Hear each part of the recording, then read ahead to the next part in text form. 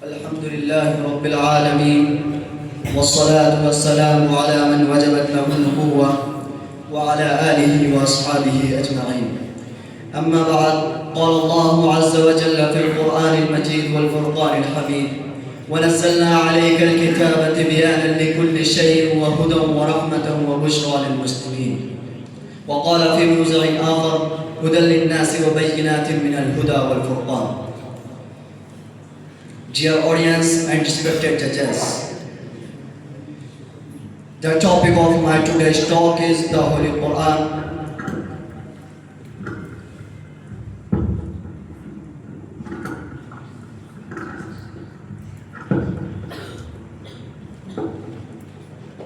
Dear audience and respected judges, the topic of my today's talk is the Holy Quran.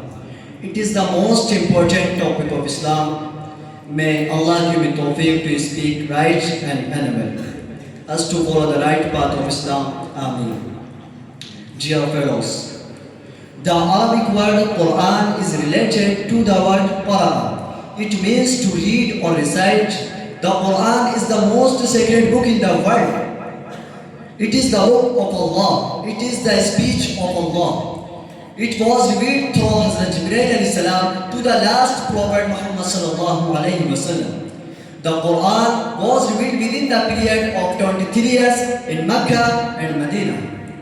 There are 114 chapters that contains more than 6,000 verses. Dear fellows, the Holy Quran is the only ever-living miracle and guidebook for living beings. As Allah subhanahu wa ta'ala says in Surah Al-Baqarah, chapter number 2, verses number 135. هُدًى لِلنَّاسِ وَبَيِّنَاتٍ مِنَ الْهُدَى وَالْفُرْقَانِ.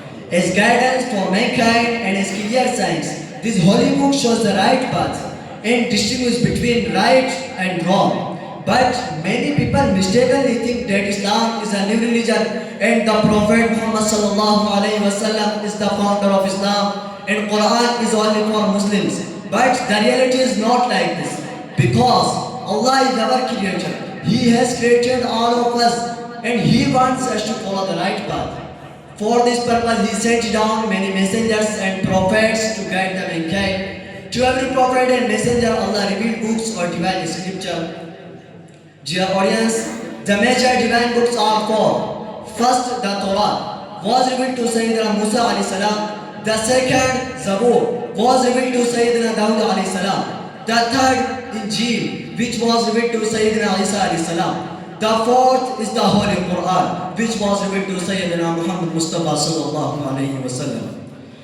As Allah subhanahu wa ta'ala says in Surah Al-Nahl, chapter number 16, verse number 89, وَنَزَّلْنَا عَلَيْكَ الْكِتَابَ تِبْيَانًا لِكُلِّ شَيْءٍ وَهُدًى وَرَحْمَةً وَبُشْرَى لِلْمُسْلِمِينَ.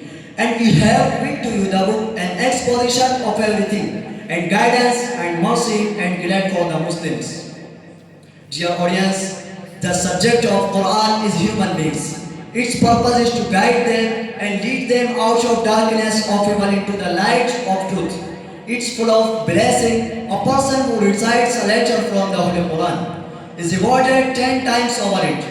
Our Prophet Muhammad sallallahu alayhi wa sallam mentioned in one hadith, خيركم من تعلم القرآن وعلمه. The best among you is he who learns and teaches the Holy Quran.